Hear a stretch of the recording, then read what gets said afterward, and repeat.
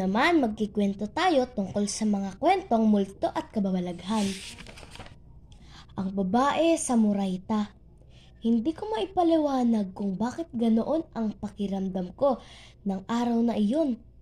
Balisa ako na di ko mawari, parang laging may nakamasid sa akin. Napapraning ba ako? Tamang hinala. Pero hindi naman ako nagda-drugs. Malayong magkatama ang utak ko. Naisip kong siguro'y naninibago lang ako sa bagong takbo ng buhay ko. Dati nasa baryo ako, tahimik. Napapaligiran ng mga puno ang dating kinaroroonan ko. Iba na ngayon, tila magulo. Mabilis ang kilos ng mga tao. Tila laging nagmamadali. Malakas ang ugong at busina ng mga sasakyan.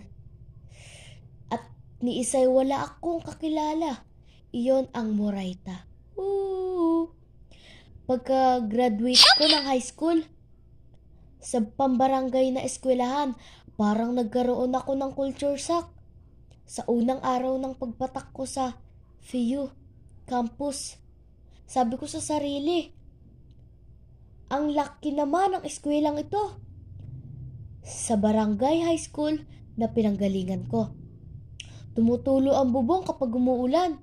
Sa FEU, the aircon pa ang silid sa Spanish subject ko. Inspired ako. Pakiramdam ko'y nasa track na sundin ang pangarap. Gusto kong sumikat bilang newscaster kung mapunta sa TV. Gusto kong sundan ang yapak ni Corina Sanchez.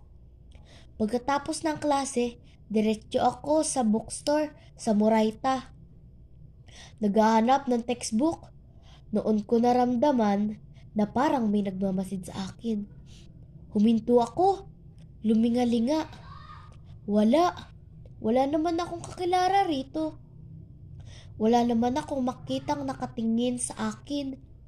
Hanggang makita ko ang babaeng iyon. Nakatayo sa tabi ng posting konkreto. Titig na titig siya sa akin. Sa tantiya ko, may 34 years old. Baka mas matanda kaysa roon. Mga 34 years old. Baka mas matanda kaysa roon. Ewan. Sa kanyang mga mata, lungkot at pananabik ang nakikita ko. Ibanaling ko sa iba ang aking tingin. Inisip ko baka hindi naman ako ang tinititigan ng babaeng iyon. Baka akala ko lang ay ako. Punta sa part 2.